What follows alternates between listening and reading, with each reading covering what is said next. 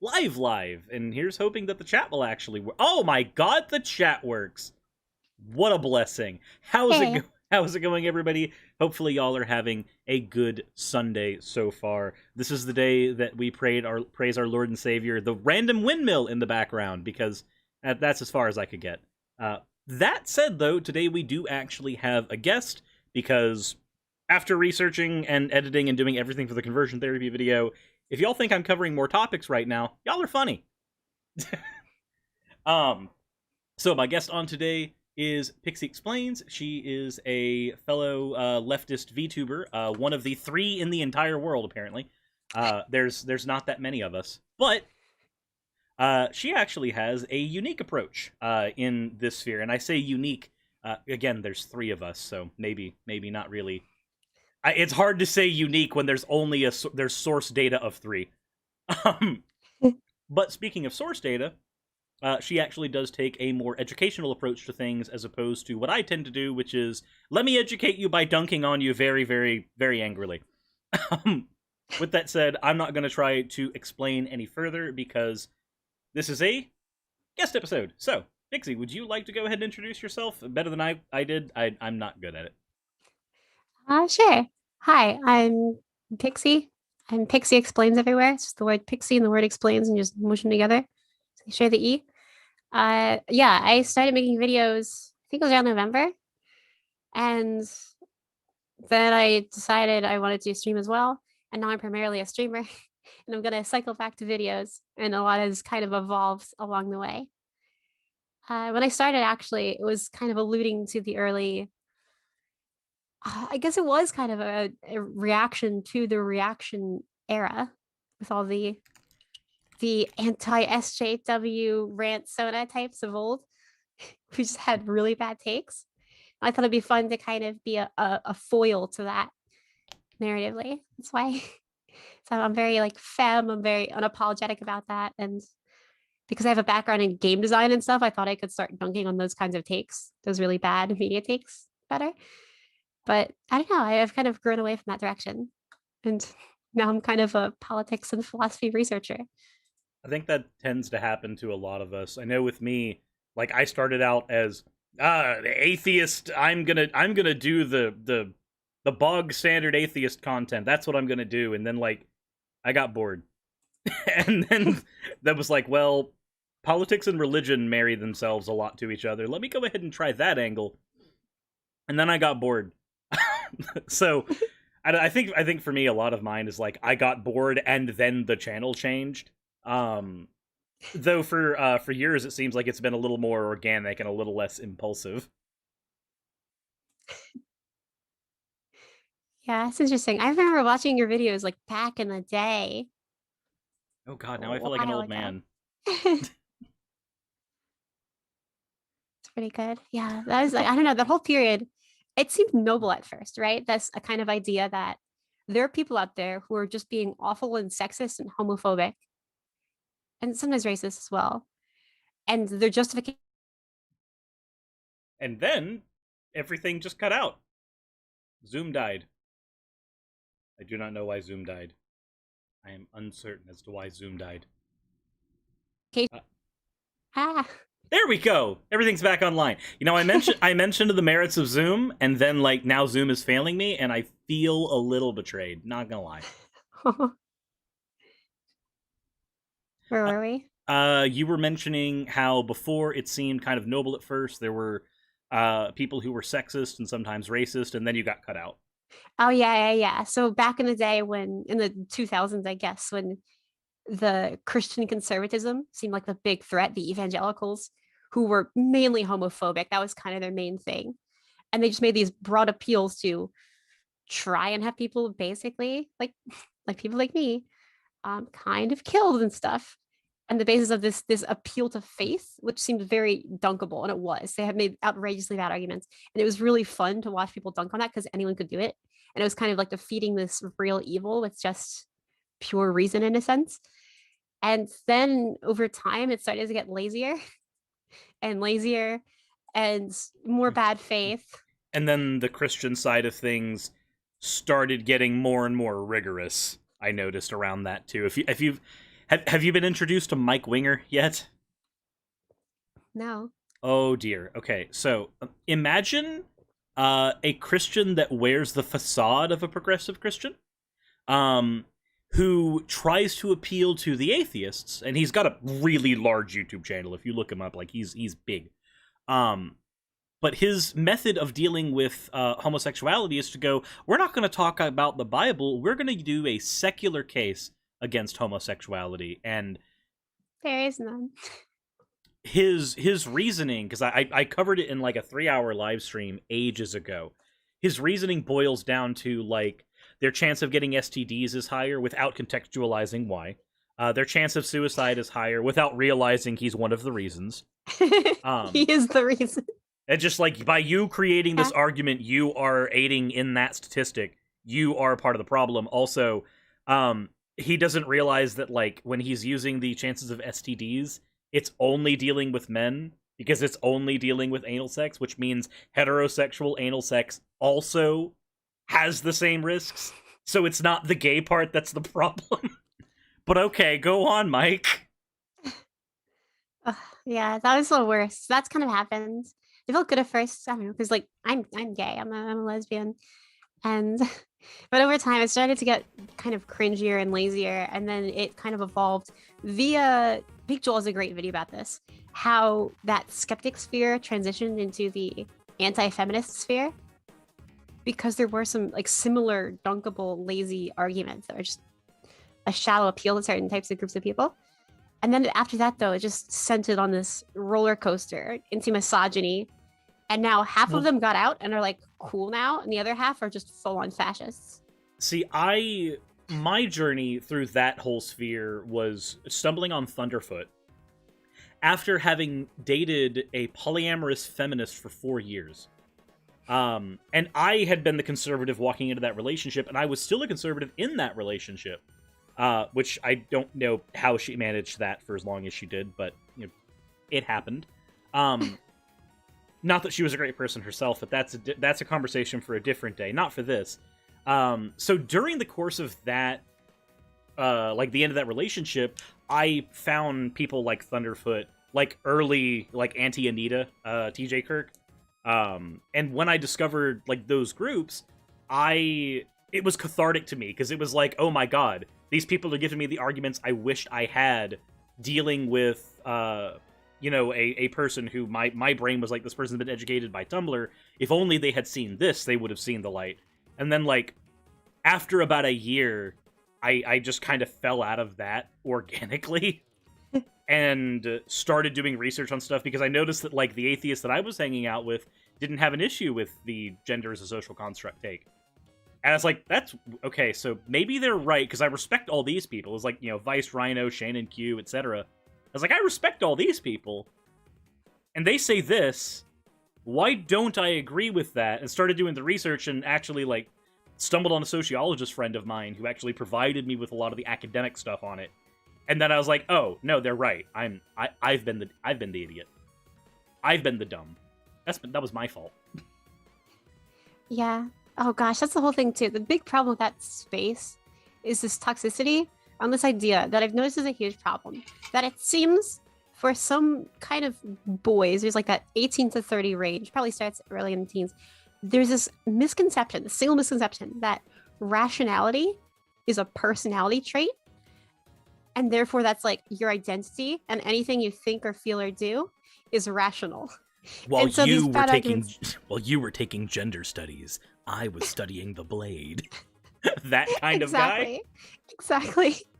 Yeah, and so this whole idea that like, oh, they sound so, they try to sound so reasonable while not remotely being reasonable. It's there's a meme for that actually. It's the what was it? Have you seen there's like a magazine cover that said like the Devil's Advocate? And it's just like all of these really cringy takes, and it's just things like, I know this in no way affects me or my lived experiences, but I'm going to debate you on it. Like, so bad, yeah. Because I was that person at one point to an extent, just thinking that like what it boils down to me, and correct me if I'm wrong, but it seems to me like that space is very much a bunch of people that have an a priori position, and their axioms are that they're always right. Like their axioms are that their position, their a priori, must be correct. Yes, because they are rational. And it's because they believe that they're rational as an a priori. Yeah. Not even realizing that rationality, like if we're talking logic has two stages. It has validity and it has soundness. If they were truly rational, they could understand that a purely rational statement that is completely valid can still be wrong. Yeah. It's not right until it's sound. So it's funny because you've got people who actually don't understand logic, but they believe they are the embodiment of logic, when really it's just their intuitions working overtime. Yeah. That's it, yeah. This idea that kind of, in general, this approach to reason is a thing you are, not a thing you can do. And that creates another problem as well, which is a problem you get in a lot of spaces, where when they kind of operate as if that's a personality trait, when you challenge it, it becomes personal. Because now you're not challenging the construction of their argument, you're challenging the fiber of their being. Yeah, and they get real nasty real fast. Some random blue person chat just said, in the top left corner, is that a Nerf End Strike Elite Rough Cut? No. That is a Nerf Rival Takedown that has been transformed into a Sylveon gun because it's a turf destroyer. Nice. I actually physically built that gun, so cool. when this studio was being built, I asked my artist, I was like, hey, if you're gonna put my Nerf guns in here, this needs to be in here specifically. Excellent. But I was just addressing that part in the chat real quick. But yeah, no, that early stage of YouTube atheism, I saw the Big Joel video you were talking about as well, and I think his thesis in there was basically that prior intuition that people have, that early YouTube atheism really acted as confirmation bias for that intuition. And people just fed off of that over and over and over. Yeah. Yeah. But there's like so many toxic things about that period. And I think my initial idea starting out is just a response to that, like the reflection. Is like let's tackle this with academia instead of with a basketball. Yeah, exactly. And because I have a background in game design and stuff, so I have a background in computer science, and I really like narrative and things like this, and so I feel like I have a more genuine and informed, and I think I can do a better job. That actually works.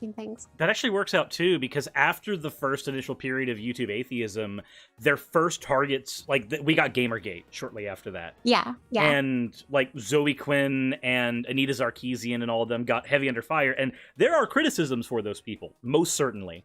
But when you look at the responses that were being done around that time, especially the stuff from Thunderfoot, it was nightmarishly overblown. Yeah. And I think that having somebody who's... I think it's good that you, as somebody who is in that space, you're like, hey, look, I'm female, I am in this space, I work in it actively, I know more about it than you. The funny thing is, actual game dev people abhor that type of person. They hate, like, the gamer, capital G, you know? The person who's... all of them. The person whose personality type is the video games they play. Oh god, now I have the Wiped Out Tomato Town Fortnite song in my Chug Jug With You? Chug Jug With You is a bop, okay? It is unironically good, but also I can't help cringing when I hear it the first time, but then my brain gives me the dopamine rush and it says, play it again. Yeah. Oh gosh, it's like typically Q1 memes suck. Okay, we had Ugandan Knuckles a couple years ago, and most of the time these are bad memes that we naively think are good, and then start using a bunch because we think it's funny, and we just run it into the ground because we get tired. But I feel like with Chug Jug With You, it was kind of like irony poisoned. It was on purpose. After a year of quarantine, people just wanted to feel something, and I feel like they knew it was kind of cringe from the start, and they're like, "No, just do it anyway, and I'm gonna like it." Yeah, basically. I was what was it, like a week and a half ago? Well, I want to say that song got popular a couple of months ago on TikTok mainly. Even though the song is like 3 years old. It's older than that. But it got its, like, from what I understand, its big spark in popularity then. And I think you're right. Everybody was just like, COVID blows ass. I'm just gonna enjoy something. I just want to feel. It was, yeah. And it's hard to tell. There's a very fine line. It's almost immediate between this is bad, we're posting it to make fun of it, and this is bad and I kind of genuinely like it. The time between those two states were like super close together. People went hard on that meme. There was the this is cringy, so we post it to make fun of the creator, and then there's why am I humming it? Yeah. What happened here? Instant. What I do think though, to come back to there's a fine, speaking of fine lines, there's a fine line between let's have a topical conversation about what matters, and then no, we're both lefty VTuber gaming people. Let's talk about our culture. Yeah, I mean, we'll kind of flip in and out of this, right? We can do kind of like a timeline of that's when I started up to now. So, yeah, there's a structure.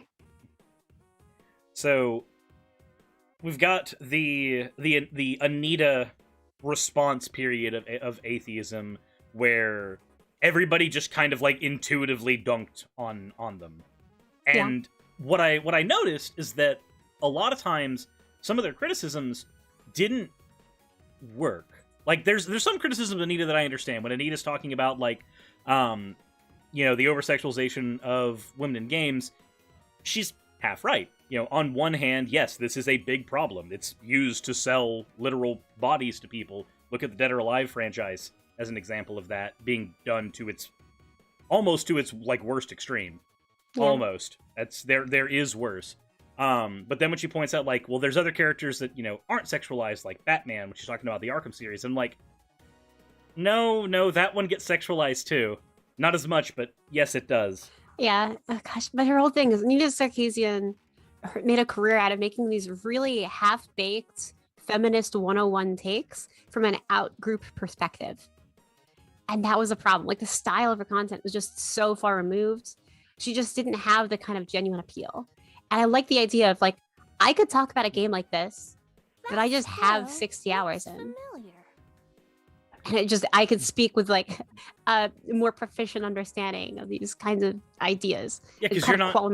myself. Because you're not coming in as, like, hey, no, nobody can hit you with what they tried to hit Anita with, which was, like, they viewed her as almost like an invader in their space. Exactly, yeah. And I think a lot of people are still honestly traumatized by this idea that they were bullied, they were alone, they had gaming, and they feel it's their last refuge, and everyone's trying to take that away from them or invade, and they get scared. Remember, and they just view like the from enemy. You. So the whole thing is trying to kind of diffuse that situation.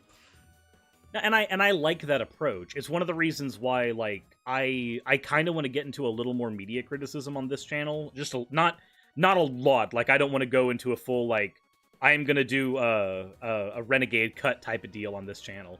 But I did a video reacting to a Chud argument on Into the Spider-Verse, and he had takes. Like, this is a weird thing because I've spent so much time in like political YouTube, you start to get kind of an ear for certain dog whistles. Yeah. And one of his takes was like, I see what you did there, killing off the blonde, blue-eyed Peter Parker for the inferior brunette one. I'm just like, wait, that sounds an awful lot like some Nazis I know. It's kind of a blending of Nazi stuff and manosphere stuff, which in general has formed its own kind of lens of media criticism, these kinds of narratives and elements they look for, which is bizarre. Oh my god, where it's gotten better. First of all, I want to say thank you, Siberian Winter, for the $5 donation. I've been following you a while, finally can catch you live, keep up the good work. Awesome. If you want to catch me live, though, I will be live more so on Twitch for a little while, as I'm trying to get partner with them right now.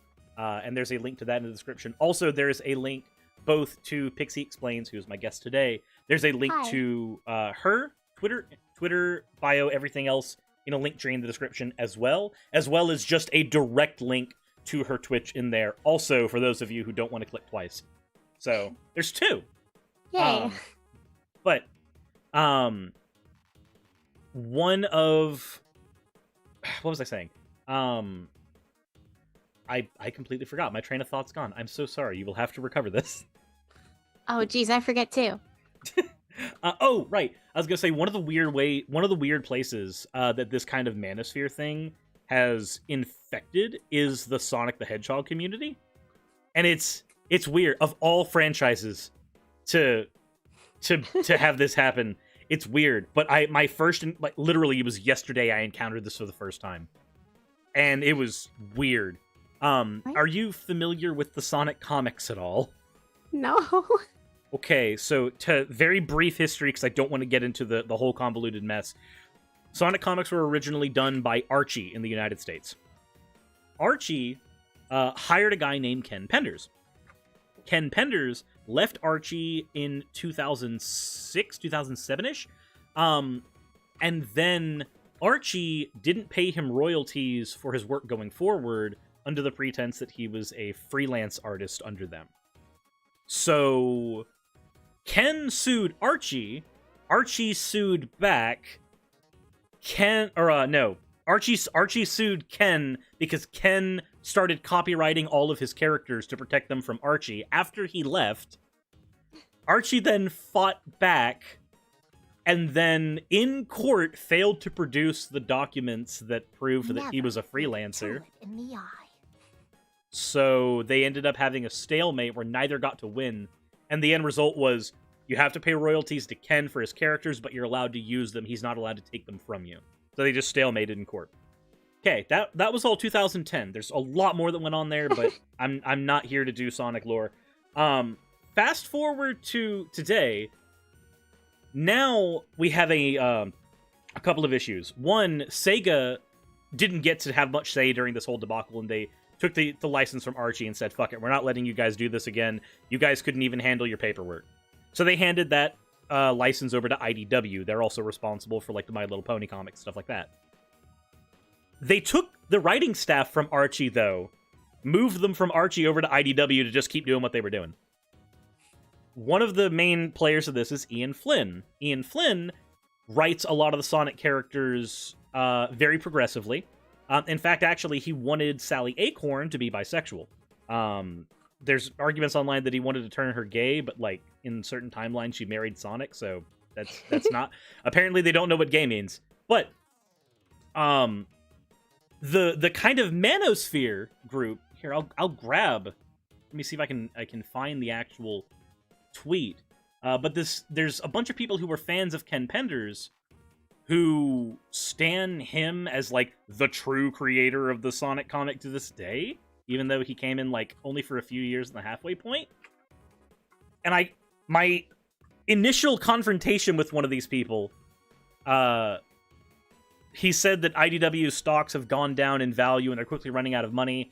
So I just went, what does this have to do with Ian Flynn? Like, his whole Twitter thread was about how Ian Flynn was bad. And I just said his writing and controversial decisions turn people away from the comics. So I'm just like, well, you're going to have to be specific. Like, which controversial decisions? Like, if an artist makes a decision, it can't satisfy everyone. So you need to be specific here. And his reasons are, and I quote from the tweet, he turned Sally gay, he made up all of those Sega mandates, I'll get into that in a sec, he doxed a cancer survivor, and he's a textbook SJW. Now, hold on. All of that probably sounds like super familiar if you've dealt with the manosphere types. Yeah. So I looked up the turn Sally gay thing, found out that no, she was going to be bi. Even if he did turn Sally gay, so what? Cartoon character likes other cartoon character I don't want them to like. I'm mad now. That's your argument. It's so dumb. The Sega mandates thing, when Sega took Sonic from Archie and moved it over to IDW, they put up a bunch of rules about, like, how Sonic can't lose a fight in the comics, he can't cry, he can't do certain things. They basically did, like, Disney-level mascot protection on him. That's not the writer doing that. That's Sega. That's the company that owns it. Yeah. I looked up the cancer survivor thing. Here's where the manosphere stuff gets even worse. I looked up that story turns out that Ian Flynn wrote Jet the Hawk in a way that a particular fan did not like. The fan did happen, circumstantially, to be a leukemia survivor, but then that fan, for months, went on a harassment campaign calling him a cuck, saying that he cheated on his wife with multiple whores, saying that he lets his wife sleep with other men. First of all, as a polyamorous person, I hear all of those, and I just went, why does any of that fucking matter? But secondly, then I looked at the doxed part. Turns out all that happened was he asked the person to stop. The person said no, so then he threatened a suit. And when you threaten a suit, personal information goes to your lawyer's office. That's what happens when you go through the legal process. That's what doxing was to this person. And then the textbook definition of an anti-SJW, they still haven't given me an answer to that. That's just waiting there. But I just read all that and I'm just like, wait, you're telling me that this anti-SJW politics brigade entered the Sonic community of all places? Of course, so pervasive. Also, as a thing that I've been trying to do since I started, and I think I already told Ms. Peep this, on Silver Spreading, okay? I'm done saying anti-SJW. I've started calling them status quo warriors. Which I mean, is just it is more accurate. Better. I'm gonna paste in chat, everyone. New vocab term, status quo warriors. Call them what they are. Don't give them the credit of being fighters against something everyone senses is bad. Don't even give them the credit of the enemy they think they're fighting. Yeah. Because all they're doing is just defending the status quo every time. So yeah. I do want to take this opportunity because I wanted to tell everybody in the chat to give pogs for that. But at the same time, I realized that not everybody in the chat even knows that we have that as an option now. Cool. So, guys, if you are channel members, please check your emotes. You will notice that there is a bit of a refresh on them. Please go ahead and spam your favorites. You are given carte blanche spamming privileges. That is the new status quo. You can be status quo warriors on my channel, at least for that alone. Everything else, no. Excellent. Nice. But I actually like that because that's functionally what it is. Like if you look at the Geeks and Gamers debacle with the Mr. Potato Head stuff, what are they mad about? They're mad that something from their childhood changed. And as a League of Legends player, I too hate change. I do. But it's nothing to get mad over. Oh, gosh. The other thing, too, is, and this is why it's so tragic to me, the whole phase, the whole Gamergate. Gamergate and its consequences, okay, have been a disaster for the human race. But as someone who's been in this industry and talked to industry professionals, these types of people and their criticisms are the worst and least helpful things for games. They're generally afraid of change, and they have the worst ideas to improve it.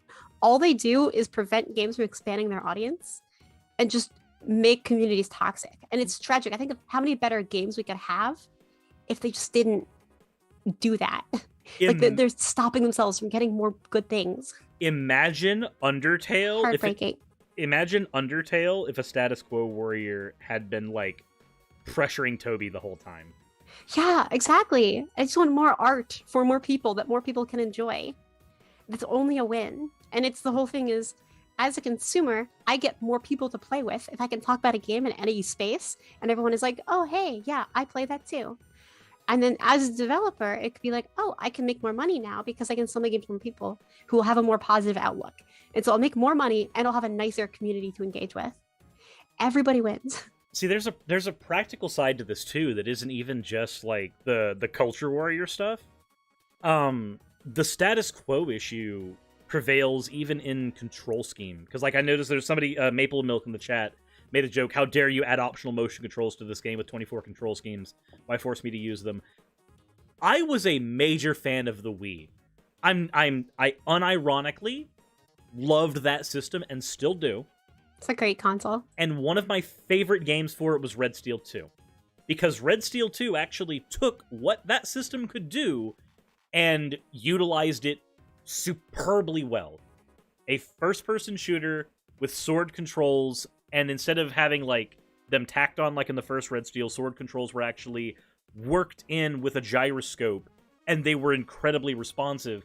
A game like that can only exist on the Wii. It's the only console that game can exist on, and that creates a problem for game preservation going forward. That's a giant issue, for at least for me as a consumer in the games industry, especially with Nintendo.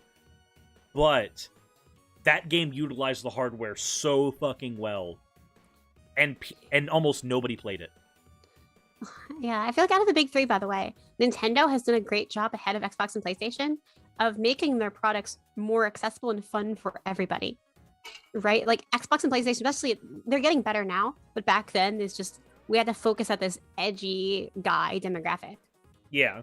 And the types of games made were so much more limited. Nintendo just bounces ideas off the wall all the time, and it's great. And that's what I want to see happen more.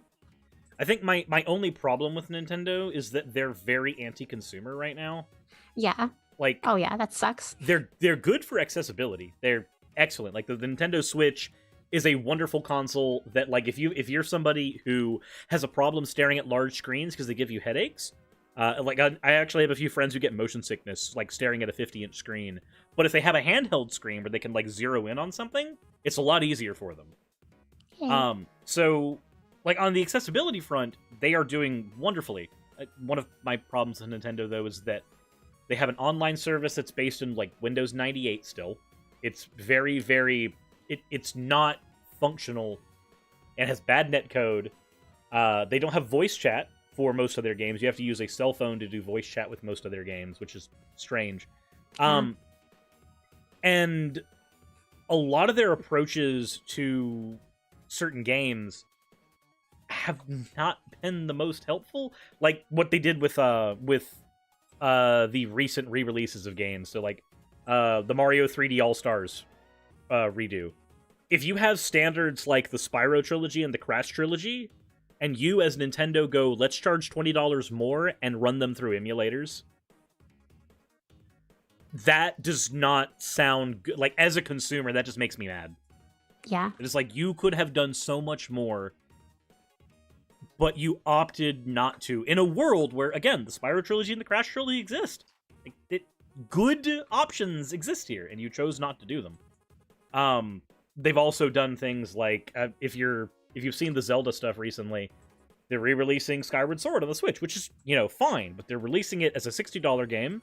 The original was $50, and oh no, yeah, it's a re-release of an old game, and it's an old game. It's 2 generations behind, but they're releasing it more expensive now, and they're not giving us anything new in it to even justify that price. The only thing they're doing that I'm happy with is they've added some button controls so you don't have to use motion controls with that game, because the motion controls in that game are exhausting. Yeah, and it's kind of a sad way that the supply and demand, the kind of capitalist structure of it, is really restrictive. I hate that so much. That's just, that they can make more money that way. That's the optimal choice. Oh, it is, and I do like game theory. That's of course they're going to do that. As awful as it is, of course they're going to do that. I mean, considering that they are in Japan right now the richest company, like in Japan they are the #1 company right now. They have no reason to change anything that they're doing. Yeah. They stand to gain from keeping art limited in its access, which and it's weird to me because Nintendo does this with all their stuff. Like grab any Nintendo game off the shelf. What happens after 5 years with most games? Their price drops down, usually to the $10 or $20 range. Nintendo games, they MSRP them and they keep them at that high price range, which sucks. If you're a fan of Nintendo games, you will inevitably end up spending more money on them by design, and it just kind of sucks. Yeah, and that's kind of, I guess, my general kind of philosophy on this stuff. And like my career is just more games for more people, more media for more people, which I just see as a huge win all around. And I've, because of my health, had to leave game design stuff, and I'm trying to transfer now. And I'm studying UI UX design because that's my goal. My dream is to be an accessibility expert in this industry and just kind of work on this stuff, which I think would be super duper fun. I know that I'm trying to think of a game that has like severe accessibility options that comes to mind, aside from games that have forced motion control. But even those have phased out mostly on Nintendo's front. Yeah. I know that there's certainly some MMOs outside of like the modding scene that could use somebody who could actually like crack into their user experience and just go, okay, some of this stuff is information overload for users. This is both not helpful to get us new audiences and also not helpful for users who get overstimulated. And then they have to mod their games to sleek out the interface. As I don't know how many MMOs you've delved into. Oh, not many, because of that problem. I don't have enough fingers. I have tiny hands. I can't do like a 1 to 10 taskbar, and it's just some UI monster vomited on my screen. I just can't. I can't. So this isn't even me explaining anything. I'm just like, no, you literally live this accessibility frustration. It's so gross. I like MMOs by design because I am a social person who lives an antisocial life. So like card shops, MMOs, MOBAs, like that's how I socialize with people. But handing one of those games to a new person and just being like, here, try it out. The first things you hear all the time is, okay, how do I do anything? Yep. Yeah, it's not... it's hard. Though I have been convinced I need to, the next time it goes on sale, I need to pick up Elder Scrolls Online and try to get into that. I was recommended it by this top ESO streamer. I have actually not played a single Elder Scrolls game, oddly enough. I tried Skyrim and I just wasn't really into it. I imagine that it would feel a little like Fallout, but again, I haven't tried it. Yeah, no, yeah, that's right. That's what it is. They just took the engine from Fallout, or like they took the engine from Morrowind to make the Fallout games, and they took that engine and used it to make Skyrim and Oblivion, and just I'm all for repurposing old engines. I want a Sonic Adventure 3 with the old engine being used. I am all for that, but at the same time, there's some limitations that come with that. Yeah, they've been using the same engine again and again and again, and their games kind of suck now because of it. And unfortunately, I know the next Elder Scrolls game is still going to use the same engine. Like, I'm begging you, like, please stop releasing Skyrim again and just focus, just sometime, make a new engine. Because the game is oh gosh, it's so bad. It's so bad. I can't play any more of their games. I feel like I've hit a nerve here. It's just so tiring. It's awkward now, and it's showing more and more. The more they make their games HD, the more the like outdated mechanics start to... It's not holding up. It's not holding up. Feels like they've been reskinning the same game for a decade, because they have. Maple Milk in the chat. It's been 20 years on the Gamebryo engine. Make a new one! Yeah. Let it die. To take it off life support. New Elder Scrolls game comes out, and they're just like, okay, we have this on the latest Cry engine now because we didn't want to make a new one. It's just like, that's fine. That's fine. Cry engine can handle the scale of Fallout and Elder Scrolls just fine. That's what it's made for. Yeah, so gosh, I think that Elder Scrolls Online might have a different engine because it's an MMO. It's designed to be different. Yeah, but I was recommended. I've seen streams by the top ESO streamer on Twitch. And I'm like, well, okay, that seems fun.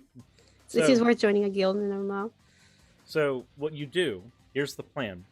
What you do is you join that guild, you hop in, you isolate the chuds in the guild, and then you just go, all right, guys, I come with bread. Yeah, it would be a good guild though. Yeah. Riley Grace Armstrong, she's kind of like a political streamer who's kind of like the direction I'm going in. I know Riley Grace. Yeah. She's awesome. Yeah, no, she has the. She's technically qualified as the biggest CSO streamer now. Okay. And that's the meme. That's the meme. So I was sitting here like, now that I know that it's Riley's guild, I'm just like, oh, never mind. There's probably not a lot of judges there. Yeah, but she's the biggest because that's what happens when you you pull in the big bread tube numbers and then you just play ESO. It's pretty great. I've been told that I need to do politics on my Twitch channel because, like, apparently because BreadTube is a bit saturated on YouTube, but it's not so much on Twitch, that's a really good idea. And I'm just like, okay, but at the same time, I want Twitch to be the place where I escape that. I'd like YouTube to be the place where I talk about politics and Twitch the place where I fuck off from it. That's what I want. Oh gosh, might this be a good time to talk about, I guess, my shift in kind of content plans? That's probably a good idea. Yeah. So we can bring back to my kind of history. So one thing I forgot to say is I tried making videos live, like not as a VTuber, over the summer and started to stream a bit. Mm-hmm. And the problem I quickly ran into is being a woman on the internet really sucks. And it's a fine line. You have to maintain your presentation because if you try too hard to make up and you look too pretty, then you get rape threats. If you don't do enough, you get death threats. Very fine line, and it's very tiring and demoralizing. And I realized if I want to make more videos talking about anything political, especially if it's anything pop culture related in any way, that's really bad. It gets even worse when anybody in there finds out that, you know, you're not cis straight. Suddenly, as soon as you say, I am not either cis or I am not straight, they immediately, one of their fantasies crumbles and suddenly they become a harasser. I've noticed that. I'm gay. Yeah, so that's, worse. Yeah, I've been called some slurs because they hear I'm a lesbian and they just pop a gasket. Yeah. I imagine you've probably gotten the but are you really sure you're a lesbian at least once in the comment section? Yeah, that happens. So I just deleted it. I was like, okay, what am I gonna do? I took a break, and then I had friends post hey, is this free thing to make VTubers? I'm like, that seems kind of fun. And then I had the whole thing where, oh, this could be a clever response to these things. And I realized this is the cheat code, okay? Weirdos on the internet really hate women, but that does not apply to virtual women. Strangely enough, I've noticed that. You can sidestep it. It's because, okay, so real women, I'm going to go ahead and call out, I need to qualify a few things. First of all, I am a weeb. I like anime. I like video games. I'm not a weeb in the sense that I'm like, Japanese culture is superior to American culture, but they do at least have better healthcare than we do, so there's, that.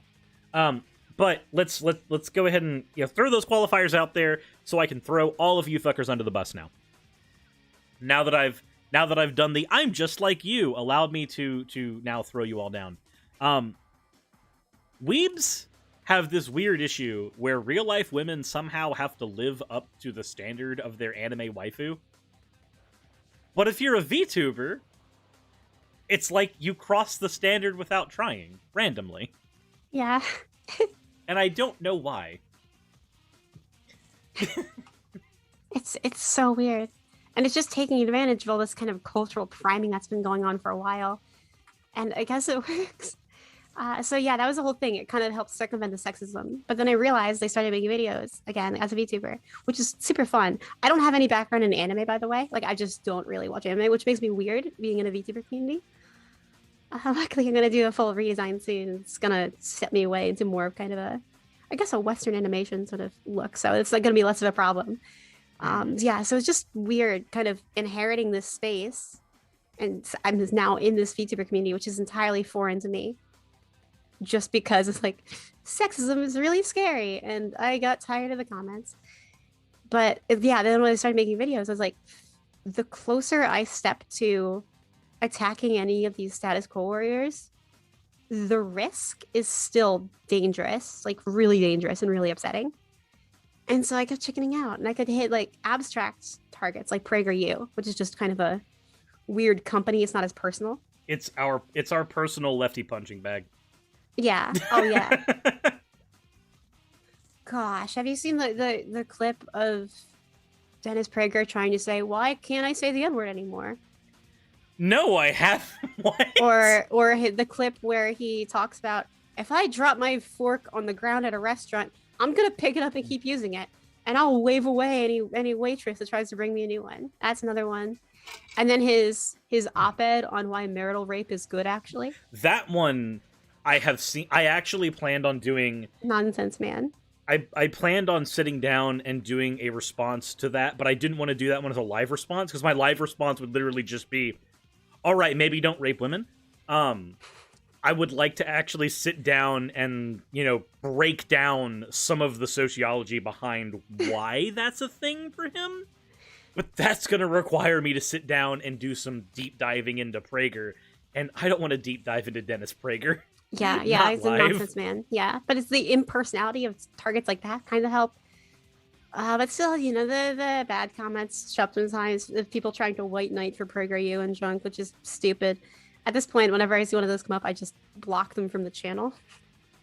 So they can think they're commenting all they want, but no one ever is going to see it.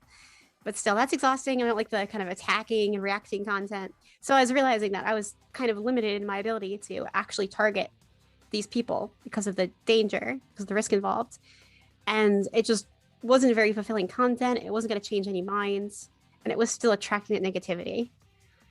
And by this point, I was shifting more and more to streaming.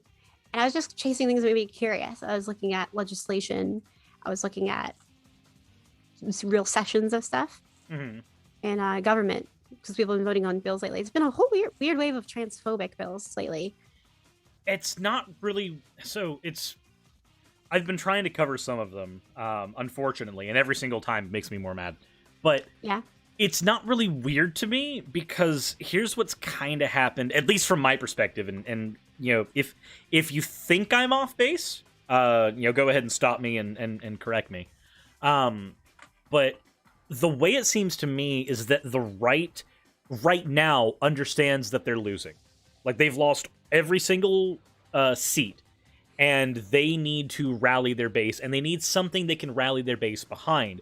Previously, the strongholds were gay marriage and abortion. Like, these are their strongholds, but they're losing gay marriage right now. Yeah. That's gone. They've lost it. They've been trying, but it doesn't get in the news much when they try. However, there are Democrats who are anti-trans. Plenty of them. So the right's new strategy right now seems to be, let's signal to be as transphobic as possible, because 90% of the bills that have been presented are not going to pass, and they know they're not going to pass because they're not built to. They're not built to pass. If they pass, that's a bonus. They're built to signal. Yeah. They're signal fires. And these are signal fires that do a couple things. They don't just rally the Republican base under God made women's bodies one way, and we conveniently don't talk about trans men. That's one one angle. I've noticed it's all about sports and it's never about trans men. It's weird. Also, yes, let's get a trans rights in chat for that, because fuck this shit. Trans rights. Please, for the love of everything, please don't have a trans man locked into a women's sports league. Like, please don't do that to a trans guy.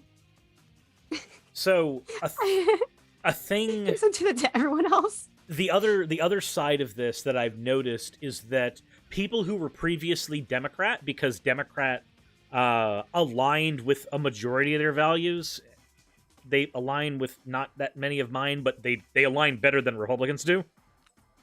So you take those people who are Democrats because they're not Republicans, and you hand them the trans rights bills, or the anti-trans rights bills, they're going to see that and they're going to go, oh, well, I don't think... I'm going to say something that's going to sound transphobic for a second. Everybody please understand it's in context. They're going to go, I don't want men in women's sports. That's what their take is going to be. And so they're going to pull a David Silverman and start just being a fucking transphobe. Well, they always were one, but now they have a convenient excuse to. Now the Republican Party is fighting for an issue that they care about. This is the front the Republican Party thinks they can win the culture war on right now. What bothers me is that there's no way any of these people have remotely cared about women's sports in any other capacity in their lives, which upsets me as a woman and a lesbian because I have a more vested interest in women's athletes than they do. I mean, it is How dare. functionally your space, not theirs. Yeah. And they're just like, we're just trying to protect this space for women. And I'm just like, didn't you vote against them, like, voting at one point? I don't think you care. Yeah, it's so awful. That and the idea that you see this a lot in turf spaces. This idea that trans men are just lost lesbians ooh woo who can't make up their mind or think or be independent. Oh my god. Which is incredibly weirdly like it's misogyny like projected onto men. And I hate the implication too that as a lesbian, I need to belong be to attracted someone? to trans men, which I'm not because they're men. Like, please stop this kind of idea. Like, I think of SpongeBob when Patrick had Tiny Squidward in the pickle and is like making them kiss. Mm-hmm. Like, please stop trying these weird turfs. And they're like, oh, this, even like men, like old British men who have platforms just on Turf Island there, trying to just require all lesbians to be into trans men. It's like, no, that's not a mutual. No one wants that. It's such like, a cringe outsider take. It's like, are there fringe instances where somebody who identifies as a lesbian finds themselves one day just attracted to or dating a man? Yeah, it happens. Yeah, it absolutely can happen. One in a million times it happens. I've met all of one person in my life that fits this category who was a lesbian, but like just happened to find the one guy that fit perfectly, and that was it. But it's been one person out of the fucking hundreds of people that I know that I've known over like course of my life who are lesbian. It's microcosmically rare. Exactly. Yeah. And yet they're just like, no. They should all be like this, right? Yeah, and it's just weird to me. And it's like, yeah, absolutely, sexuality is super complicated and nuanced, and things like that can happen. But the specific case is that there are these trans men who are in a lesbian space. They're trying to walk away. They're not interested in it anymore. They're identifying differently. They're behaving and expressing themselves differently. They're literally injecting testosterone and like physically different. And it's like, yeah, clearly like these are passing ships, going in different directions, splitting apart. And then these weirdos online who think they're defending women, like, no, and they push these men back into the room. It's really bizarre. There's two takes on this that I've noticed. One is one that has very weird incel vibes for me, where like you have lesbians who go and say that like when trans people are entering their spaces, like trans women are entering their spaces, this is TERFs obviously, or when trans men are leaving their spaces, they feel like this is personally an attack on their dating pool. I've noticed that a little bit on some Twitter takes from every now and again. Some friend of mine retweets a TERF like dunking on them, and the take just it reads incel to me. Where I'm like, wait, are you just angry that your dating pool got smaller? Is that what this boiled down to? Or the alternative take, and this is definitely the TERF take here, where they'll go, no, I'm still a feminist. I fight for trans men's rights, which is really just a way of them saying they don't believe they're men. Yeah, it's just awful. And also these sort of arguments are based around this precedent that men are inherently evil and scary and bad, and women are inherently good and pure, which causes lots of problems. It's actually super sexist. That to say, that's also the straw man argument that Atheist Tube was dunking on for years. Yeah, exactly, because it's stupid. It's stupid. It's not true. It's bad feminism because it doesn't work for anybody. I mean, obviously, women should be concerned about everybody and just gender equality in general. But even if you're just concerned about women, framing women as a category based on being perpetual victims against an immutable evil for all time, as long as humans exist, you've conceded to a problem that you can never solve or address. Well, because you've built the framing in that it's unsolvable. Exactly. If your definition, it's the same thing. I've got a lot of trans friends that have an issue when they say that a trans person must have dysphoria to be trans. It's the same thing. We're like, wait, the immutable characteristic of this person is being oppressed by something. It's either being oppressed by an other in the case of like this toxic form of feminism, or being oppressed by something going on in your brain when it's talking about trans issues. according to that argument, a trans person ceases being trans when they stop experiencing dysphoria. Yeah, And it doesn't make any sense to me. Yeah. And gosh, it's just so stupid. Because also, like, I've dated trans girl. Trans girls can be cute. They can be girls in any perceivable way that could perceivably matter. Like, I don't get when the super straight thing started, and I'm sure you've dealt with them. Ugh. But when the super straight thing started, I had one guy who tried to come in and be the devil's advocate for, other people's lived experiences that he doesn't share. And tried to come in and do the whole, I wouldn't date a trans woman because. And I said, okay, well, why? And he's like, well, they're not a real woman. I'm like, okay, well, what I should have said at that point, and I didn't say then, but I didn't think of it, was, what I said at the time was, well, what to you is a real woman? What I should have said is, you do realize that woman is a descriptive term, not a prescriptive term? Woman is a term we use that describes an individual. It is not a prescriptive thing that exists essentially within someone. I should have said that, but what I said was, what do you define as a real woman? And their take was a real woman with a real vagina, and I'm like, wait, but if somebody has an operation and has bottom surgery, that is definitionally a real vagina. Most men have no idea if a woman is even wearing makeup or not. They don't know. I would bet my life they're not qualified to be able to tell. Gosh. Also, the weirdest thing too, especially because it's trying to prescribe even to lesbian spaces, like who I should and should not be able to be attracted to. It's so cringe, that idea that these mostly men, frankly, seem to view sexuality in terms of, you look at a picture of someone's genitals, and that is it, and isolation. Oh boy! And that determines sexuality. Like, I don't get that, right? It's funny? That kind of idea. It's not about that. That group also unironically uses the term butterface. Yeah, it's so weird. So it's I don't get that. It's like, wait, hold on. So you have an attraction specifically to genitalia, yes. Okay, but you have this term butterface that you're willing to use, which isn't like the word. It is a misogynist term, yes, but we'll use it for the sake of argument. You have this term butterface. For those who don't know what that means, that's basically saying that somebody is attractive in every way except their face. Therefore, they are unattractive. That's what that means. So you've got somebody who goes, I am attracted to vagina. You go, okay, cool. But you called this other woman a butterface. Yes. So everything was attractive except her face, which makes her not attractive. Yes. But the only thing attractive is her vagina. It's so weird. Oh gosh, also there's a shocking number of straight men who seem to really hate vaginas. Unironically.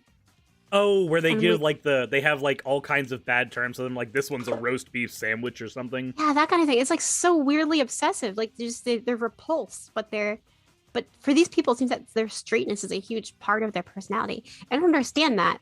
It's like, I don't understand their values. And frankly, it seems like a place where trans acceptance will probably help them out. If anything, it would help them come to terms with some oddly Freudian issues they're dealing with. I mean, like, if they seem to really be obsessed with this idea, like, I like women, and then drawing dicks, and then like loathing vaginas conceptually, like, trans rights solves that issue, I think. I think pretty well. You're just like, dude, are you sure that you like women? Because, like, I see a lot of... You just retweeted cock and ball torture, my dude. I mean, they might like women, but they might prefer trans women if they could put aside their own biases for like 5 seconds.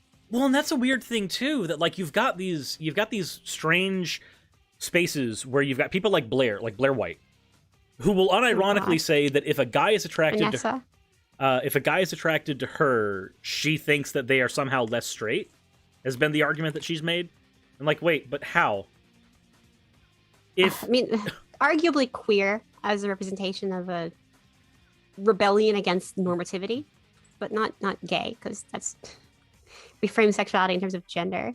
Her argument was that it placed somebody would be further to the right on the Kinsey scale if they were attracted to her. And I'm like, so let me get this straight. If somebody put a picture of you and then a picture of a cis woman who was, in this person's subjective view, less attractive, by whatever measures they use, And we put a picture of both of you next to each other and just told the person which one are you more attracted to, and they are attracted to Blair more, who has a very hyper feminine figure.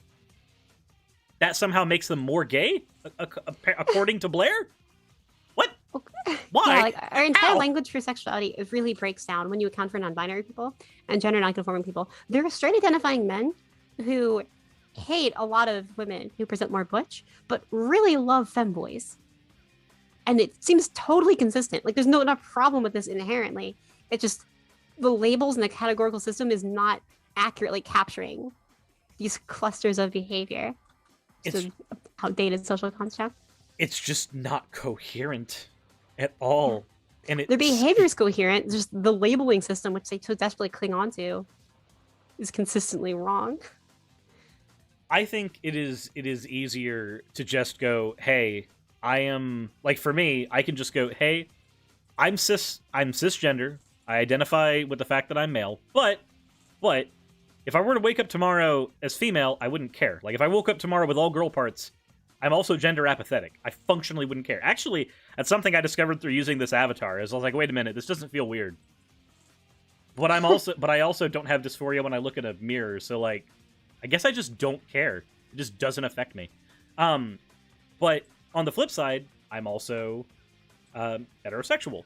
But for me, that just means I will date women. I don't care if they're trans. I don't care if they're androgynous presenting. I don't care if they're cis. It doesn't matter to me. Like, that functionally doesn't matter to me. And even that could technically be up for change because there have been enough arguments presented to me where I'm like, well, maybe hetero isn't even like the best descriptor. But at the end of the day, if that descriptor were to change, I wouldn't cling on to it. I wouldn't just be like, no, heterosexuality is my thing. I must be it. Yeah, it's just met people like that, and it's so weird. Like, it's a type of person who unironically does exist. I don't understand. It's, well, we were talking about the manosphere earlier. A lot of that comes from there, where, like, they're so desperate. They're not desperate to be manly. They're desperate to not be gay. Yeah. And oh gosh, it's so weird. There's so many documentaries about that. I wish, unironically, I took actual gender studies classes because this stuff is so fascinating to me, sociologically and psychologically. All of this. I've spent the last month of my stream trying to answer the question, what is gender? Started by some online discourse, and also I just find it like really novel because like I identify quite confidently as lesbian, and I just think, yeah, okay, I like cute girls, and then just the idea that like, okay, what is a cute girl, and just how hard that question is, I find just genuinely charming and a fascinating problem philosophically. So I've gone down a philosophy and queer theory rabbit hole. Couple things. First of all, we just got a super chat from Siberian Winter, $5. Have a parting super chat for the great conversation. Thank you very much, Siberian Winter. Thank you very much for that. Also, there's a thing I wanted to bring up because you're involved in the academic literature on this. Like that's a thing that fascinates you. It's a thing that fascinates me, but also gives me a headache. But I recognize I have to read it, or elsewise I shouldn't be talking in the space at all. Have you noticed, and this is a thing that happened a lot we're going to keep on going back to the anti-SJW YouTube sphere again. But there's this thing that happens there where they have this meme about like useless gender studies degrees. Not even realizing that when they say that, I'm curious as to what you think about this. Well, not even just giving away the game, not going mask off. I think from my end, when they say useless gender studies degree, the way it reads to me is that they view education for education's sake as useless. Yeah, they do. Anti-intellectualism and fascism are boyfriends. Oh, they can't be boyfriends. No, that would be gay. They hate that. Yeah, but have you ever met a fascist? Hypocrisy is part of the deal. And it triggers them when you frame it as their boyfriends. It's just funnier that way. They're just making out. Just anti-intellectualism and fascism. Yeah, ever since the start. It's the only way it works. Because these are fundamentally an emotional structure. It's a reductive view of the world that there are good guys and bad guys. And you're a good guy. You're born. It's in your blood that you're a special little PogChamp, and other people aren't. And you're good. Everything you do, it's always collapses in. And it's so stupid. I want to just clip that part right there. Fascism is you're a special little PogChamp. Yeah. That's what they think. They just think they're born with a special little PogChamp gene. It's so pathetic. And they don't understand education. They don't understand the point of it. They don't know how to use any of it. And you oftentimes, when you actually get into an actual conversation or debate on any social issue, they start saying things like they don't think sociology is real because it's inconvenient for them. It's easier for them to check this fantasy. Usually, the argument that I get from the anti-sociologist people, the way it boils down for them is that because it is not hyper rigid, their idea of like hyper rigid empirical science, the same way that a lot of our sciences, like evolutionary biology, it only makes very incremental motions these days because our understanding of it has gotten as good as it is. Obviously, there's a lot of missing stuff that we discover as we go. But when we're talking about stuff like gender studies as a concept, as a psychological thing, a lot of the literature for this didn't get published until like the 70s in America. Like, this is still a space that's being explored, just like our understanding of cosmology changes rapidly as we are exploring more and more of the areas outside of our planet. That our understanding changes rapidly in that sphere, just as it does when we're talking about gender and how it's functioned across society. Yeah. The literature is younger. It's when they go, this is what was understood 20 years ago, and now this is what's understood now. I'm like, yeah, that's how science works, doofus. Exactly, yeah. Oh gosh, and I was researching this, what is gender, and I've been doing that kind of all month. I've had a strong philosophy arc kind of rolled into this too, because it is a philosophical question. Mm-hmm. What is it? What is a man? What is a woman? But a miserable pile of secrets. The best book I found on it that I started reading, and I need to finish, it was published in 2007.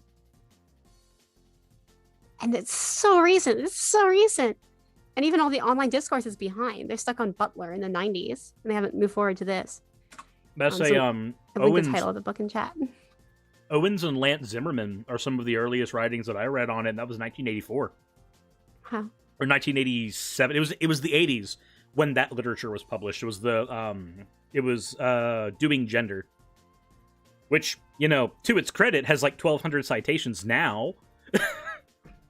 But it's taken some time.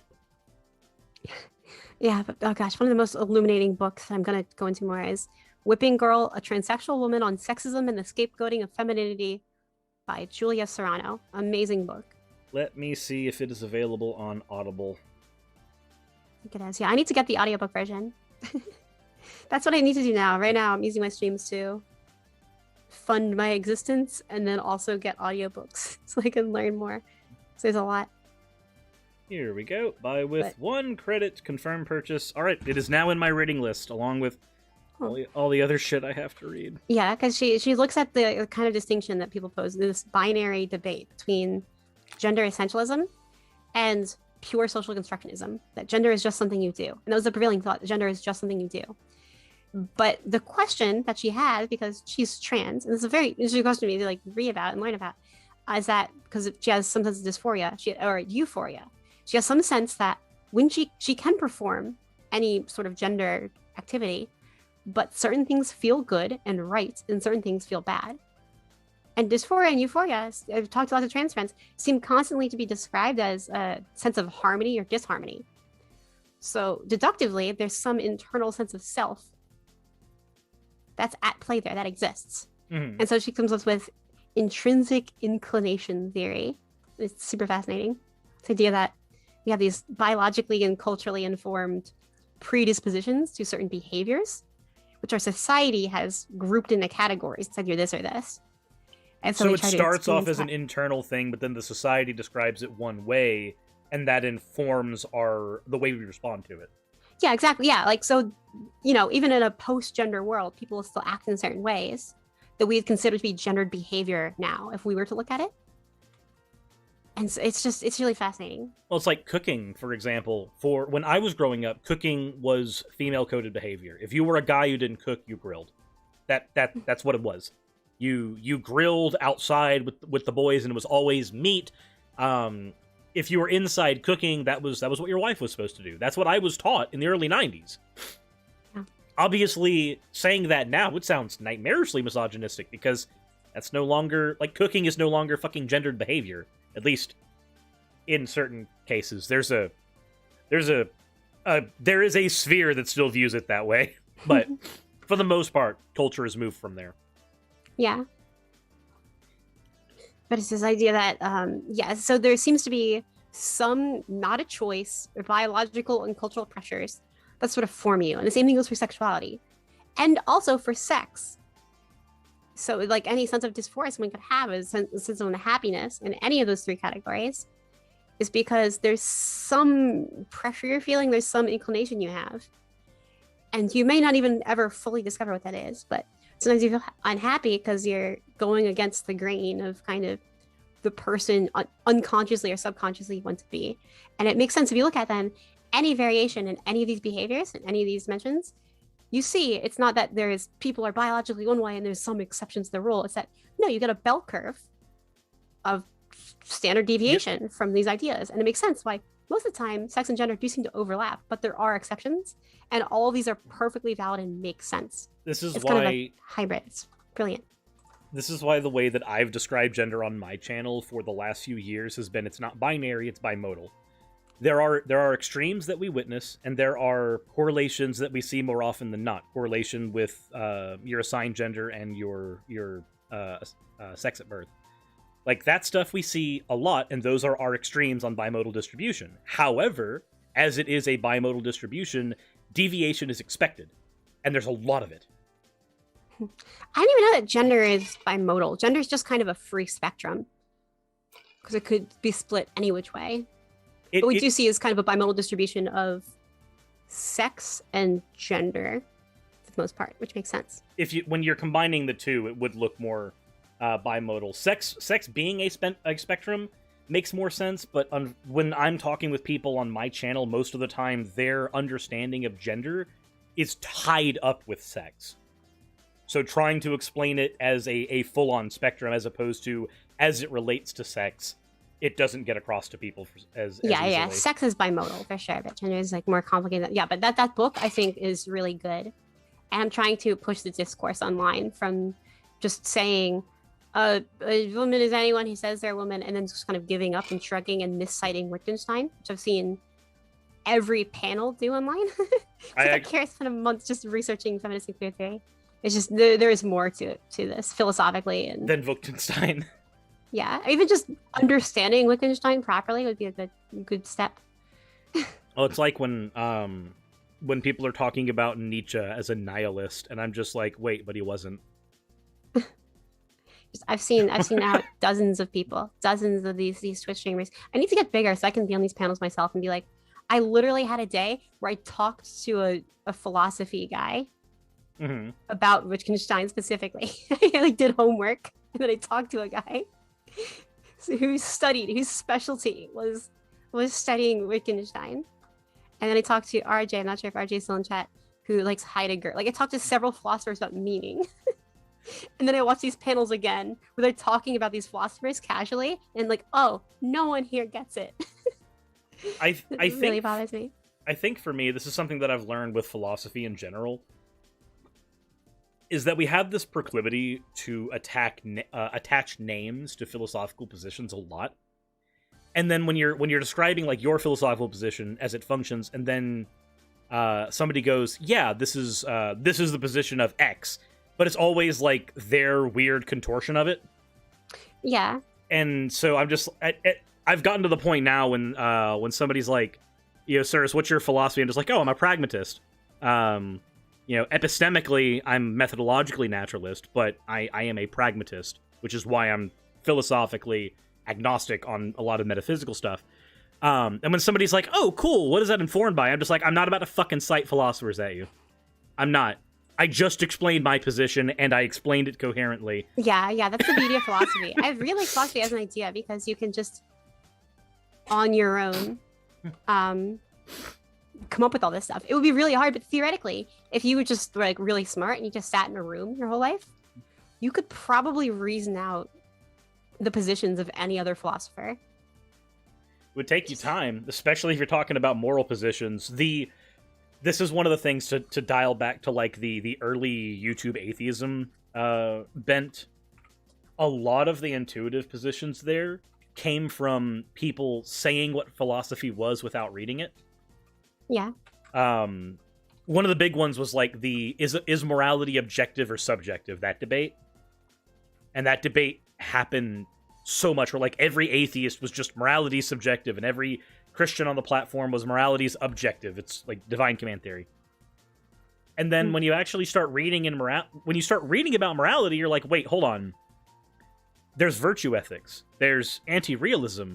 Even divine command theory can be classified as ethical subjectivism. There's a fuck ton of gray here. Why are you guys stuck on these two things? It's so much more complicated. I need to keep reading into this. And I realized that, yeah, I want to talk about philosophical, the political positions, right? My goal is to talk about practical topics that are relevant to legislation going on today. And then it's going to go back to, I apparently need to just teach myself a philosophy degree on my own time. Abigail is actually really good for that on her channel. Who? Abigail Thorne, PhilosophyTube. Oh, yeah. Yeah, she does kind of basic pop philosophy stuff, but that these days is just kind of talking about Marxism. I wish she talked about more general philosophy concepts again. I'm hoping to get into doing more... I want to do more general philosophy stuff on my channel. The problem is that the best way that I've found to talk about general philosophy stuff is either if you're talking about informal logic, which is really easy to grasp, or if you're taking like a specific philosophy and framing it through a fictional character. Like if I'm talking about pragmatism, the easiest thing for me to do is to go, hey, are you big into the Star Wars series at all? That's brilliant. I've seen the movies. Okay. So there's a book series that if you get time in between researching stuff for your channel and for political philosophy, I'd highly recommend reading the Darth Bane series. He is a case study in brutal pragmatism. Like his entire philosophy is literally everything he does is contingent on a goal. And every way he operates is contingent on every factor that's currently around him and always subject to change, which is how pragmatism works. There's always an end goal, and it's always contingent on a handful of things that are subject to change. Like, those are the big things in pragmatism. And that's why it's not a rigid philosophy. That's why it seemingly has contradictions. Because it changes itself as it goes. Interesting. Darth Bane... he operates as a character within that framework so well that when I did my first fictional character philosophy video, I was just like, I want to talk about pragmatism because that's mine, and I've got to talk about Darth Bane because I'm a Star Wars nerd. We're just going to marry these things together. It'll be fine. Excellent. Yeah, oh gosh. So a big thing that I've covered a bit and I want to cover more is accessibility, because that's the one topic. Because ableism, even in leftist spaces, no one likes talking about or doing anything about. But accessibility is fun because you can marry it back to these pop culture gaming stuff, as well as representation. Is there... You can marry it back to this. There's an angle for accessibility that I want to get your take on. Sure. So... academic literature on theory is dense as shit. If you want to read Capital or you want to read Kropotkin, you will end up hitting a literature wall where you're having to constantly figure out, like, okay, what was actually going on in the 1800s for him to write this shit? That to me, that reads, whenever you hear a leftist online, like usually it's somebody on Twitter who's screaming at you, read theory, read theory, read theory.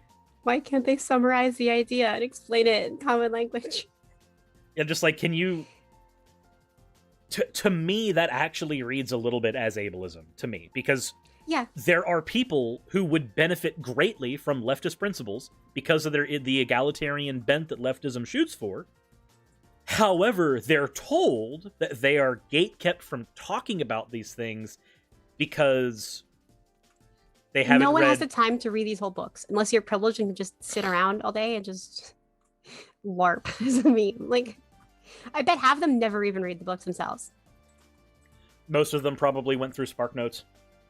Yeah. What's funny, though, is that, like, if you've sat down and actually formed out your politics a little bit, when you read books on theory, I've noticed, because this happened to me with reading The Conquest of Bread, it didn't change my opinion. It didn't change my position. It gave me a little more context. There was the one takeaway I got from that book was in the opening paragraphs.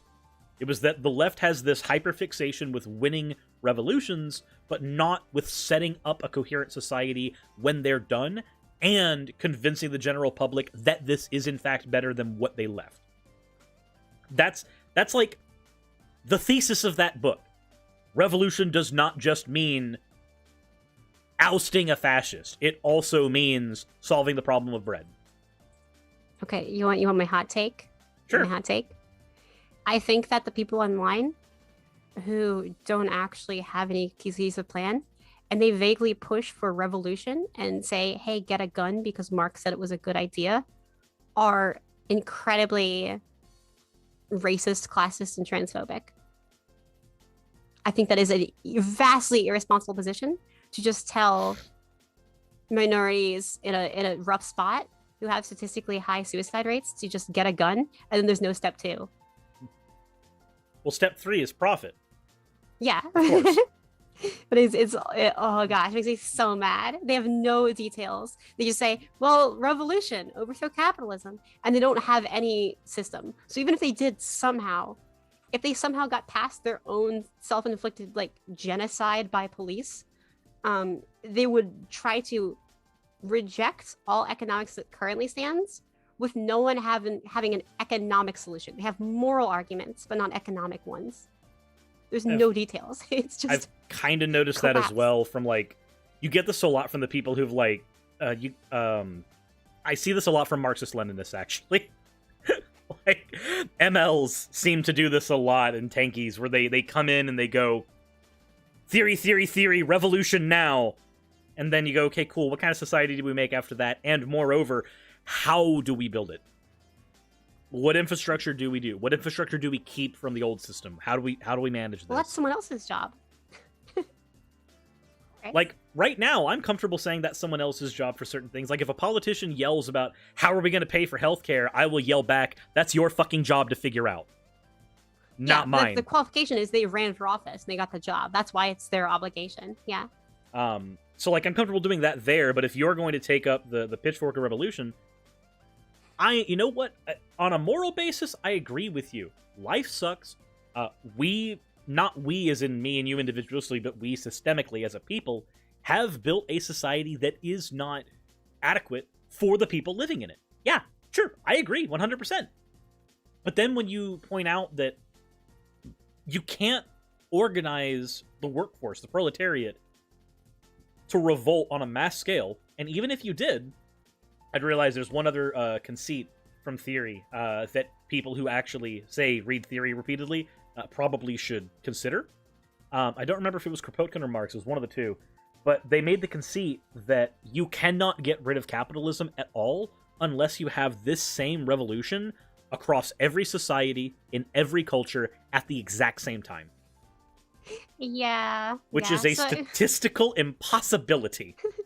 Yeah, and it's the funniest thing too. This is from a ContraPoints video, I think, of just like a question to Tabby. It's like, okay, just revolution. All right, how many units have you trained?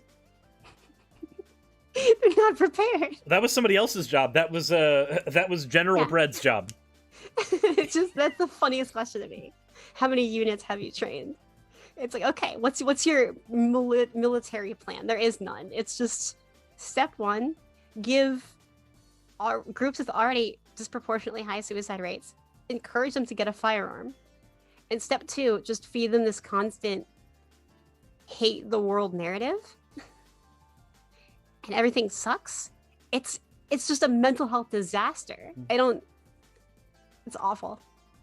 Quack in the chat is reading theory is honestly cringe. Praxis and doing mutual aid, electoralism, and even being a good friend to others is more helpful than Twitter mobs. I agree. Yeah. Like, as somebody who capitulated to the read theory people and started reading, I am going through People's History of the United States by Howard Zinn, which is a good book. I still recommend reading it. I read Conquest of Bread. I have gone through Marx's shit. I'm currently reading Capitalism, Socialism, and Democracy by Joseph Schumpeter, who is an economist, a modern-day economist who's also a socialist. He came deductively to Marxism and then started studying Marxism afterwards and was like, okay, hold on. I came to this via math. Now let's see why. Like, all good people, if you have the time to read their shit, do it. But I'm not going to say you have to. Fuck. Yeah, no one should have to. And that's why my content going forward, I'm doing a whole relaunch in the works, and I'm going to go back to making videos, and I'm going to try and post them on YouTube and YouTube Shorts, the new feature, and a dual upload to TikTok as well. As I want to do all these research streams all the time, and then try to condense them down into as many parts as it takes, make like little bite-sized contrapoints type things, like just these clear talking points, these clear explanations with bibliographies in the description, and see, because no one should have to just read all these books. And that's right, it is absolutely ableist. You don't even need a disability. It's just you don't have the time, you don't have the effort, you don't have the energy. Imagine being so proletariat. Imagine being so proletariat that you told a worker who can't find time for their child to read theory. Yeah, it's awful. And again, like, these people themselves don't read theory. And you know that because you ask them, hey, what does this mean? What's in this book? And they just say, read theory. They're making an appeal to authority, and this appeal to frame themselves as condescending and educated, but not demonstrating any such education. That's what really bothers me. And like, don't get me wrong, I have not read every sociologist in the world. No one has. I've named the stuff that I have read right now. And I'm still planning on going through, like, Noam Chomsky. I've got Propaganda, the Public Mind, and Manufactured Consent that I'm going to be going through. I've got Rick Perlston's Nixon Land. But that's in audiobook form, Nixon Land is 36 hours. Jesus fucking Christ. Conquest of Bread was dense for me to get through. And how much was that? 7 hours. And that took me days because it's so... I'm just going to say it. It's boring. It's boring as shit. These books suck. And that's why, rather than tell people to read some dense book by like an old Russian guy, which, by the way, who let Russians write novels? They just keep going. No, that's bad. I don't want anyone to have to read any book like Capital. That's why, instead of that, here's the future. I just want to make little TikToks as a cute pixie explaining these ideas simply. That's it. That's all we need. Less is more. Less is more here. And just leave citations. To interest you, here's the book. That's... Have you seen the source list for the the video that I just did on conversion therapy? Oh my god. Just briefly. Now, not everything in there is a primary source, mind you. It's a YouTube video. But just for shits and giggles, click the description and have fun. Just nobody should have to do that. Yeah. There's not a single person. I should be able to argue to somebody conversion therapy bad without going, hey, I want you to read. Let me see here. Let me click content. Oh, that's a lot of sources. That's like 10. 5, 6, 7, 8, 9, 10, 11, 12, 13, 14, 15, 16. Nice. I should be able to tell somebody conversion therapy bad without saying, read this article from The Atlantic, read this one from LGBTQ Nation, read this one from New York Times, read these archived articles from the Surgeon General of the United States, this usc.edu article on conversion therapy. Go ahead and read some Dr. Doldenham while you're at it. Go look at this reference material from the APA. I shouldn't have to do that. I should just be able to go, I read this shit. Let me synthesize this and make an argument to you. Yes, yeah. I want my entire purpose to be synthesis and explaining things simply in a better way. And the two types of content we have are the video essays, which are good but are super long and get out very slowly, And then we have the live streamers and debaters who end up having lots of the same arguments, by the way. And this would be great to have a short video that's just, here's a talking point, the simple explanation to this specific question. People just throw that at someone instead of having to have the same argument again. But even those streams are super long. We need short content. We need frequent content.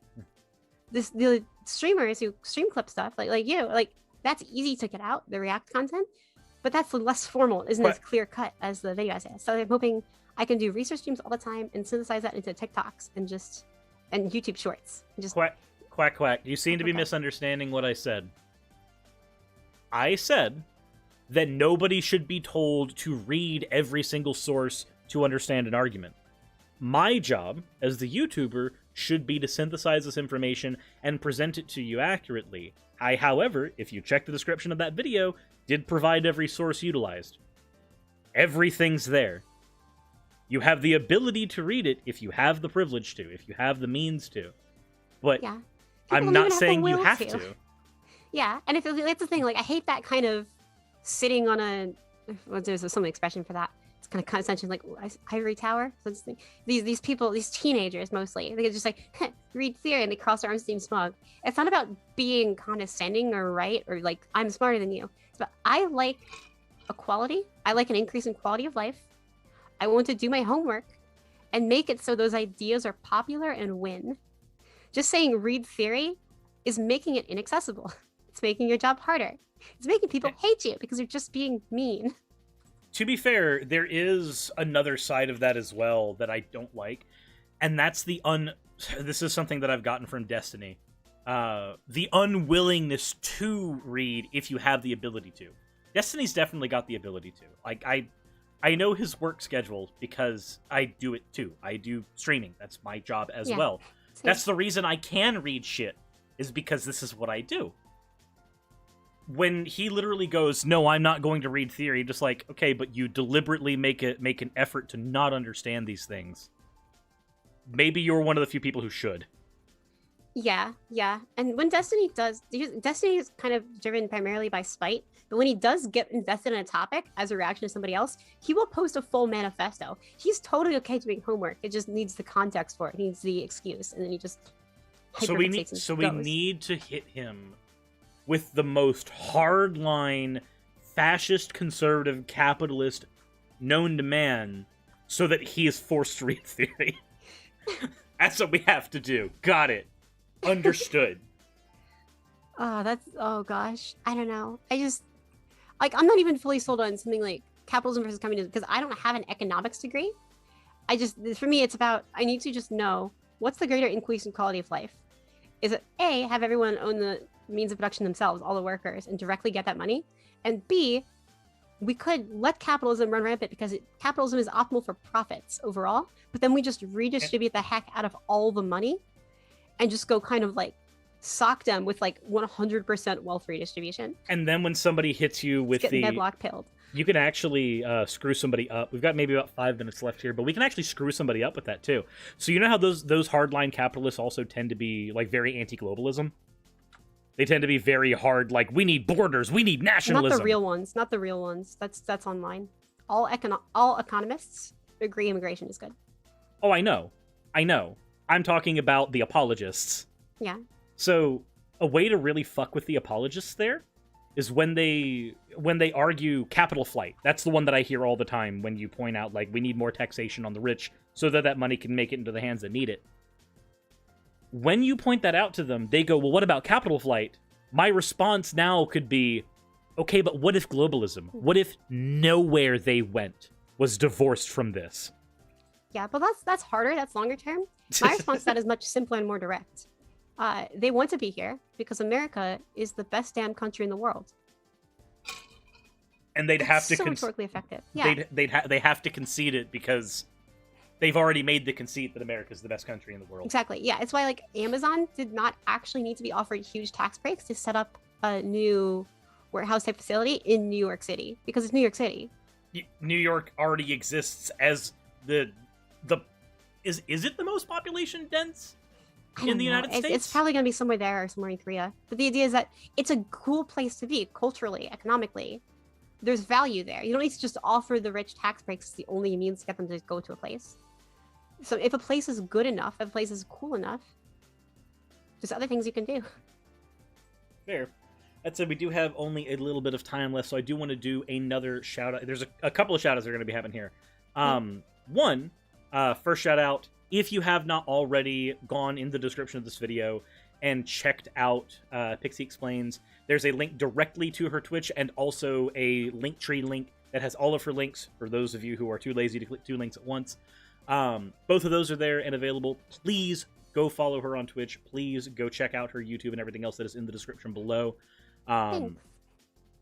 So if you guys can do that, that would be awesome. They have given us a ton of helpful insight and information in being part of this stream, both in the conversations we've had about economics and theory construction, and also in just the general nerding out about video game culture, because why not? The second shout out is that at the end of this stream, I believe, well, you said you had an announcement you wanted to make. Yes. There's an announcement that you want to make, and also the creator of my avatar, Rimixen, is going to be doing her first video as a VTuber. She's going to be doing her VTuber debut. So, at the end of this video, after you have followed Pixie, subscribed to Pixie, and after Pixie has given her announcement to you guys can do me a favor and show Rimixen some love, because I have been in conversations with them, and they are very concerned about not having any audience on their first debut video, so I want to make sure that they have a very warm welcome. So sweet. Oh, should I do my thing now? Yeah, go ahead. You do yours. Yeah, so it's actually kind of related to that. I've vaguely talked about this for a while, but when I got into this space, I knew nothing about VTubing in general. I didn't come from that kind of anime nerd idol culture legacy. I've since been learning a lot, and I have raised enough money in my stream that I'm doing a full re-debut. New model. I have music, emotes, overlays, literally everything, and then I'm going to start launching videos. So my official re-debut, I've picked a date and the time. It's going to be April 10th at 4 p.m. EST on Twitch. So that's my thing. I'm going to go and tweet about that now. Okay. So everybody in the chat, remember, April 10th, the Twitch link is there in the description. Click it. Set it on your calendar. Do you have you already figured out a time for that, or is it just the date right now? 4 p.m. EST. Yeah, I typed it in chat. Okay, 4 p.m. Eastern Standard Time. Please, everybody, go make sure that you are there. Mark your calendars for it. Debut streams are very important. Yeah. So I just thought this would be a fun place to talk about that, because here's the audience, that sort of thing. By all means, if you want to use the larger section of my audience in order to, I'm just going to be a dick and just say in order to red pill more people, I'm perfectly okay with that. Thank you so much for having me on. Hey, no problem. I enjoyed having you on, and I know that we didn't go in with a designated topic running through, but I actually think it kind of worked, because we're involved in a lot of the same spaces anyway. Yeah. So it's easy to just go, just have a conversation. Yeah, totally.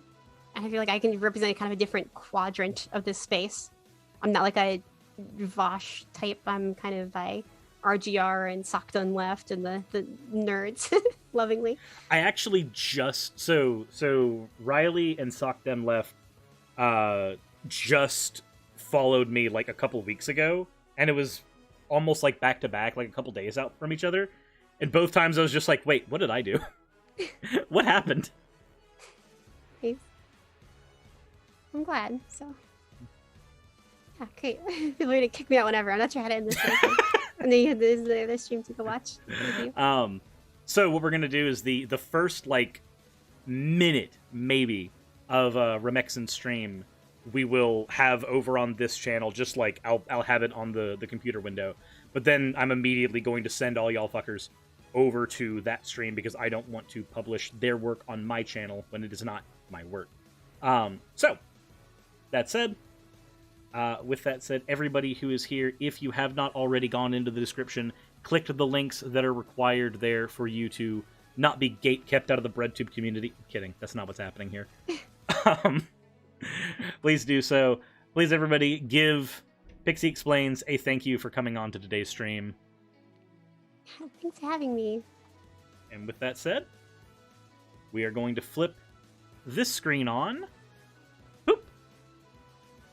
Oh, that didn't work at all. Is that working? Aha! It is working! Oh, I'm just dumb. I was looking at my stream screen. Put that on. See how that is running. Beep. Under what you're used to. There we go. Okay. Okay, stream is Nice. up. I think. I'm going to send the link one more time to go over to Rimixen's stream. Has been helping me a lot, actually. I really like So them. please go ahead and hop over there. Oh god, why is she talking about me? You fuckers! And if in the future you ever want to have me on again and like we could, react to something together or whatever, I don't know, anytime. I actually might bring you on, if you are okay with it, to deal with some like Turning Point USA type stuff. Gosh. Because they are a lot like PragerU in the sense that they condense a bunch of bullshit into a small amount of time. Yep.